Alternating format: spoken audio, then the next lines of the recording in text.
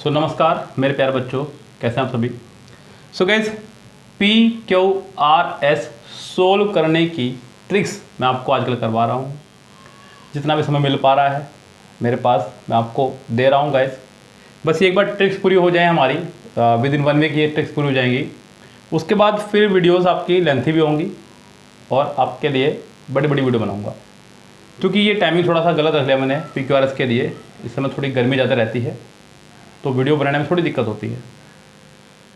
हम लोग जो कल पढ़ चुके थे, हम लोगों ने पढ़ा कि वर्ब 2 तरह की होती हैं, हेल्पिंग वर्ब और मेन वर्ब।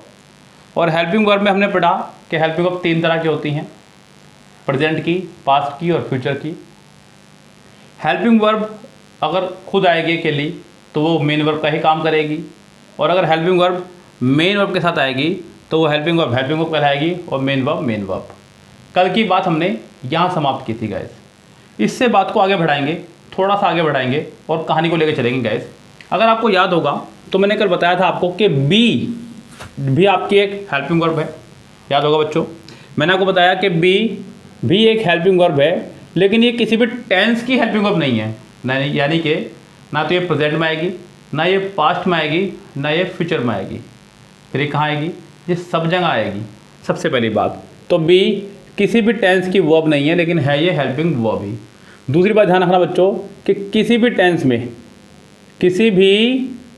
में मैक्सिमम 3 हेल्पिंग वर्ब आ सकती हैं। कितनी बच्चों? 3। कितनी बच्चों आ सकती हैं? 3 हेल्पिंग वर्ब आ सकती हैं किसी भी टेंस के अंदर। जैसे कि मैंने कहा, I have been teaching English for 12 years. मैं 12 सालों से अंग्रेजी पढ़ा रहा हूँ। तो यहाँ पे पहली हेल्पिंग वर्ब, दूसरी हेल्पिंग वर्ब और ये मेन वर्ब होगी। क्या होगी बच्चों? ये गाइस। तो किसी भी सेंटेंस में 3 हेल्पिंग वर्ब आ सकती हैं बच्चों के साथ। कितनी आ सकती हैं? 3 हेल्पिंग वर्ब आ सकती हैं किसी भी सेंटेंस में। तो 2 यहाँ आ रही हैं। अब तीसरी देखो कैसे आएगी। I shall have been waiting for you, जो भी आगे सेंटेंस लिख लेना आप। तो ये रही आपकी मेन वर्ब, और उससे पहले आने वाली ये सारी हेल्पिंग वर्ब ही हैं। शैल हेल्पिंग वर्ब है, हैव हेल्पिंग वर्ब है, बीन हेल्पिंग वर्ब है। यस गाइस, तो यहाँ पर मैंने आपको बता दिया है कि एक सेंटेंस में मैक्सिमम कितनी हेल्पिंग वर्ब आ सकती है बच्चों? 3। मैंने आपको विद एग्जाम्पल भी बता दिया है कि 3 हेल्पिंग वर्ब किस तरह से एक सेंटेंस के अंदर आएंगी। यस गाइस, कहानी को थोड़ा सा और आगे बढ़ाते हैं, थोड़ा सा और घुसते हैं ग्रामर के अंदर। तो एक सेंटेंस के अंदर क्या क्या होना चाहिए? सब्जेक्ट बता चुका हूँ। फिर मैंने आपको पढ़ाया पार्टिटिव, यस गाइस आपको याद होगा, और एट्रीब्यूट अगर इनकी जरूरत पड़ जाए तो। फिर मैंने पढ़ाया आपको हेल्पिंग वर्ब, फिर मैंने पढ़ाया आपको मेन वर्ब। अब कहानी किसकी बच रही है बच्चों? ऑब्जेक्ट की। किसी बच रही है बच्चों कहानी? ऑब्जेक्ट की। सेंटेंस के अंदर ऑब्जेक्ट भी हुआ करता है। ध्यान देना बच्चों, वर्ब के पहले वाला पार्ट कहलाता है सब्जेक्ट, वर्ब के बाद वाला पार्ट कहलाता है ऑब्जेक्ट।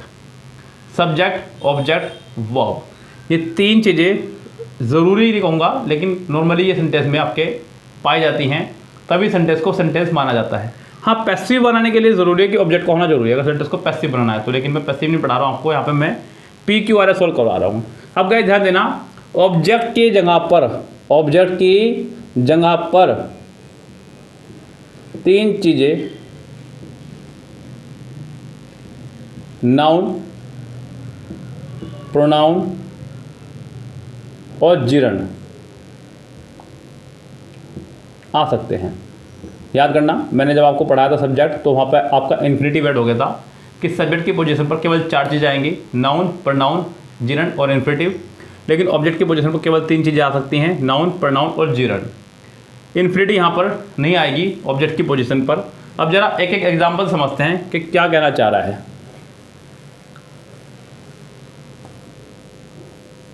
उसने कहा रामा कोल्ड सीता। तो यहाँ पे कोल्ड आपका वर्ब है, वर्ब से पहले वाला ऑब्जेक्ट है, सॉरी सब्जेक्ट है, और वर्ब के बाद वाला आपका ऑब्जेक्ट है। तो ये क्या आपका नाउन है, क्या आपका ये नाउन है। रामा कोल्ड सीता, आगे देखिएगा, रामा कोल्ड मी, वर्ब के बाद ये जो आया ऑब्जेक्ट है और ये आपका प्रोनाउन है। क्या बच्चों आपका ये प्रोनाउन है। आगे देखिएगा, शी स्टॉप्ड स्मोकिंग, उसने सिगरेट पीना छोड़ दिया। स्टॉप्ड यहाँ पे आपका वर्ब है और जो वर्ब के बाद आपका आ रहा है ये आपका ऑब्जेक्ट है और ये आपका इस समय जीरण की फॉर्म में है। क्योंकि मैंने आपको बताया था कि वर्ब की आईएनजी से पहले अगर कोई हेल्पिंग वर्ब ना हो, यदि आईएनजी फॉर्म से पहले is am are was verb be been being ना हो तो वो दी गई आईएनजी आपकी जीरण कहलाएगी। ये बात मैं आपको ऑलरेडी बता चुका हूँ, अपने पहले लेक्चर में मैंने बताया था आपको। तो यहाँ ये स्मोकिंग आपका जीरण है। क्या बच्चों, जीरण। हालांकि गाइस एक चीज़ का और ध्यान दीजिएगा, यहाँ पे बहुत अच्छी बात है जो आप समझेंगे तो अच्छा लगेगा आपको। एक आपका बच्चों होता है एडजेक्टिव, कह लेते हैं इसको, नॉर्मली इसकी लोग प्रोनाउंसिएशन एडजेक्टिव पढ़ते हैं, लेकिन एडजेक्टिव है बच्चों, डी साइलेंट रहेगा यहाँ पे। एडजेक्टिव या कॉम्प्लीमेंट देना किसी को। तो बच्चों ध्यान देना, मैंने कहा शी इज़ अ माइजर, वह कंजूस है, वह कंजूस है। तो बच्चों कंजूस कौन है, वह है। यू आर इंटेलिजेंट, तुम होशियार हो, तो इंटेलिजेंट कौन है, यू, आप। Yes gas. तो जब आप इस तरह से बात कर रहे हैं, ध्यान देना, ऑब्जेक्ट की पोजीशन पर लिखा, ऑब्जेक्ट की पोजीशन पर लिखा, लेकिन सब्जेक्ट को क्वालिफाई करने वाला, सब्जेक्ट को क्वालिफाई करने वाला शब्द सब्जेक्ट कॉम्प्लीमेंट, शॉर्ट में लिखा है मैंने ऐसे ही, सब्जेक्ट कॉम्प्लीमेंट कहलाता है। क्या कहलाता है बच्चों, सब्जेक्ट कॉम्प्लीमेंट कहलाता है। तो ये जो माइजर है ये आपका सब्जेक्ट कॉम्प्लीमेंट है, क्योंकि ये भले ही ऑब्जेक्ट की पोजीशन पर है लेकिन क्वालिफाई कर रहा है जाकर के ये सब्जेक्ट को ही। किसको क्वालिफाई कर रहा है बच्चों, ये जाकर के सब्जेक्ट को ही क्वालिफाई कर रहा है बच्चों। यहाँ पे ये सब्जेक्ट को ही एट्रीब्यूट कर रहा है, अगर देखा जाए तो उसकी क्वालिटी बता रहा है सब्जेक्ट की। तो कह रहा है कि वह कंजूस है। ऐसे बहुत सारे सेंटेंस आप लोग भी बोल सकते हैं कि शी इज़ टॉल, वह लंबी है। तो यहाँ पे जो टॉल है ये आपका सब्जेक्ट को क्वालिफाई कर रहा है। तो दिया गया वर्ड में टॉल जो है आपका ये सब्जेक्ट कॉम्प्लीमेंट कहलाएगा। परिभाषा सुन लीजिएगा वो फिर से, कि ऑब्जेक्ट की जगह लिखा सब्जेक्ट की क्वालिटी बताने वाला शब्द सब्जेक्ट कॉम्प्लीमेंट कहलाता है। हालांकि इसके ऊपर मेरा एक अलग से वीडियो भी है, क्या होते हैं अंग्रेजी में पार्टिटिव, एट्रीब्यूट एंड सब्जेक्ट कॉम्प्लीमेंट, अलग से वीडियो मिल जाएगी, आप आराम से देख सकते हैं। और नहीं मिले तो मुझे बता देना, मैं आपको पर्सनली व्हाट्सअप कर दूँगा, मुझे मैसेज कर दीजिएगा आप लोग, या फिर मैं ग्रुप में भेज दूँगा। इंग्लिश अड्डा हमारा ग्रुप है बच्चों, टेलीग्राम पर भी आप हमारा ग्रुप ज्वाइन कर लीजिएगा। टेलीग्राम पे जो हमारा ग्रुप है इंग्लिश अड्डा के नाम से ही है। अगर आपको सर्चिंग में नहीं मिलता है तो आप लोग जाइएगा डिस्क्रिप्शन बॉक्स में किसी वीडियो की, आपको वहाँ से मिल जाएगा उसका लिंक। चलिए बच्चों ध्यान दीजिएगा यहाँ बोर्ड पे, ज़रा आगे बढ़ते हैं कहानी को लेकर के अपनी। तो अगर देखा जाए तो यहाँ एक सेंटेंस का पूरा स्ट्रक्चर हमारे पास तैयार हो चुका है। अब जब सारा सेंटेंस हमें बनाना आ गया है तो फिर PQRS क्यों नहीं बन रहे हैं आप लोगों पर बच्चे, क्योंकि अभी भी बहुत सारी बातें ऐसी हैं जो आपकी समझ से परे हैं। अब वो समझ के परे क्यों है ज़रा ध्यान दीजिएगा। जैसे कि एक रूल मैं आपको बता रहा हूँ आज रिलेटिव प्रोनाउन का, हालांकि ये मैं प्रोनाउन में तो पढ़ाता ही हूँ और यहाँ पे बता रहा हूँ, क्योंकि PQRS एग्ज़ाम में आए और ये ना आए ऐसा हो ही नहीं सकता। एक PQRS इससे आपका आना ही आना है, एक PQRS यहाँ से आपका आना ही आना है। ये आपका who, home, which, what, that. बच्चों ध्यान देना,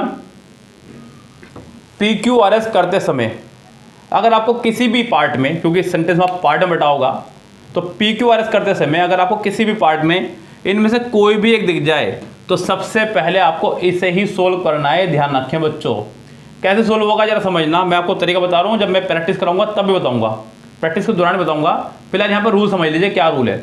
सबसे पहली बात, ये जब अगर सेंटेंस में आ जाएंगे तो इनसे पहले नाउन जरूर होगा, इनसे पहले नाउन जरूर होगा, और उस नाउन से पहले दा जरूर होगा, उस नाउन से पहले दा जरूर होगा। इनसे पहले कोई ना कोई नाउन जरूर होगा और उस नाउन से पहले दा जरूर होगा। ये बात ध्यान रखें खूब अच्छे से कस के।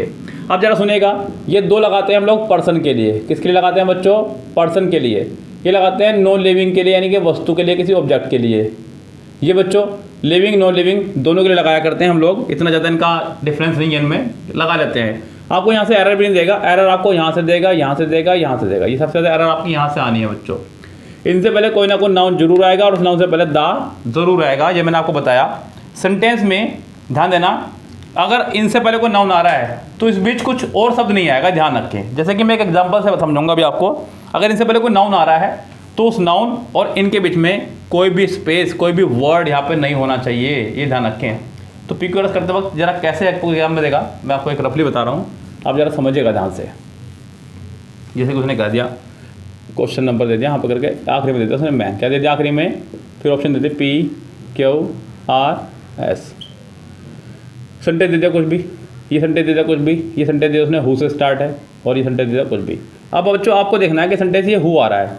अब एक पक्की बात है कि इस हु के लिए कोई ना कोई नाउन होना जरूरी है। क्या होना जरूरी है? नाउन होना जरूरी है, वो भी कैसा? व्यक्तिवाचक। क्योंकि हु का इस्तेमाल हम लोग पर्सन के लिए क्या करते हैं बच्चों, हु का इस्तेमाल किसी पर्सन के लिए क्या करते हैं। अब आपको देखना है कि ये आर किसके बाद आएगा, क्या ये इसके बाद डायरेक्ट आ जाएगा, या इसके बाद आएगा, इसके बाद आएगा, या इसके बाद आएगा। अगर ये आर इसके बाद आएगा तो इसके आखिर में कोई पर्सन होना चाहिए, कोई व्यक्तिवाचक होना चाहिए।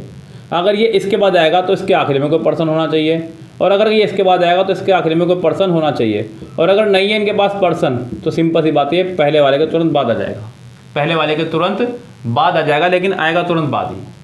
इसके जरा समझें एक एग्जाम्पल से इसको, बहुत अच्छी कहानी है, बहुत ही शानदार। फिर मैं आपको जल्दी से जल्दी PQRS पे लेके चलूँगा बच्चों, क्योंकि मैं चाह रहा हूँ कि जल्दी से जल्दी हम लोग प्रैक्टिस पा जाएँ। क्योंकि रूल्स बहुत ज़्यादा नहीं मुझे समझाने, क्योंकि वो मैं PQRS के दौरान ही समझा दूँगा आपको। जैसे कि उसने कहा she ate all the food in no time which her father brought for her brother, not for her। ये एक बहुत बड़ा सेंटेंस मैंने लिख दिया है। इस सेंटेंस को तोड़ करके देगा, बस वही PQRS है। उसने वो सारा खाना 2 मिनट में खा लिया, इन नो टाइम, चुटकियों में खा लिया, जो उसके पापा उसके भाई के लिए लाए थे, ना कि उसके लिए। अब बच्चों यहाँ पे ये विच आ रहा है, रेडी पढ़ना हूँ। जो, इसका मीनिंग क्या है बच्चों?